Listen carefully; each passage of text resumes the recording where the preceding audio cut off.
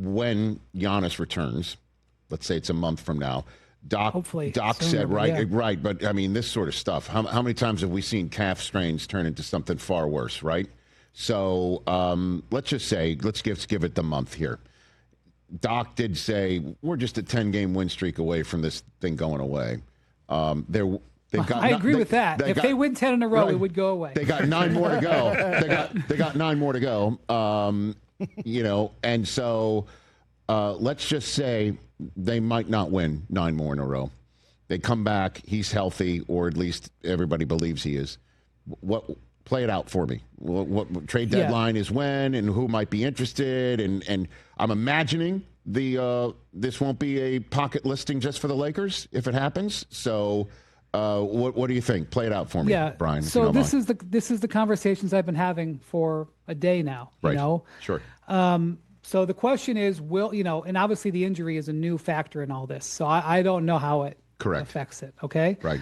Will Giannis simply rattle the saber like he has in the past? And the Bucks, when he's rattled the saber in the past, there were times when Giannis, you can go back and look at it. I won't give you the exhaustive, but for example, Giannis a few years ago said, "I'm not going to sign the contract extension that they have on the table right now. I'm just going to wait."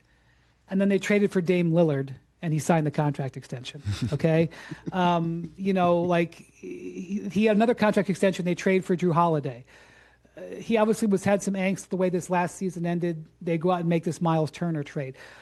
I think they're pretty much out of moves, but John Horst and the Bucks ownership have pulled off some things. Like maybe there's a move that they could make where they get a player, and it does help them. Maybe they don't go 10-0, but maybe they go 6-4 or 7-3, and Giannis comes back, because this has happened. Giannis has radically changed before, so people wonder, will he actually ask for the trade?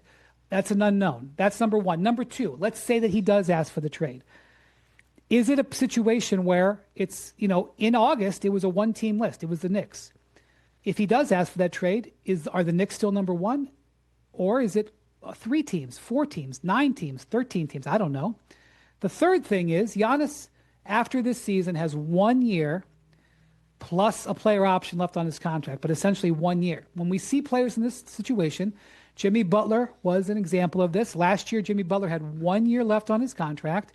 Anybody who traded for him knew that they had to have a contract understanding with him. So when he went to Golden State, they negotiated a contract extension with the trade, and he signed it. Now, Giannis is not eligible to sign an extension for rules that I won't get into right now, but you certainly would want to know that if you traded the sun, the moon, and the stars for Giannis, that he intended to sign next summer.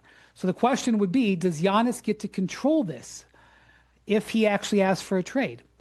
And I have talked to a bunch of people in the league with this exact question, and I thought the answer would be yes.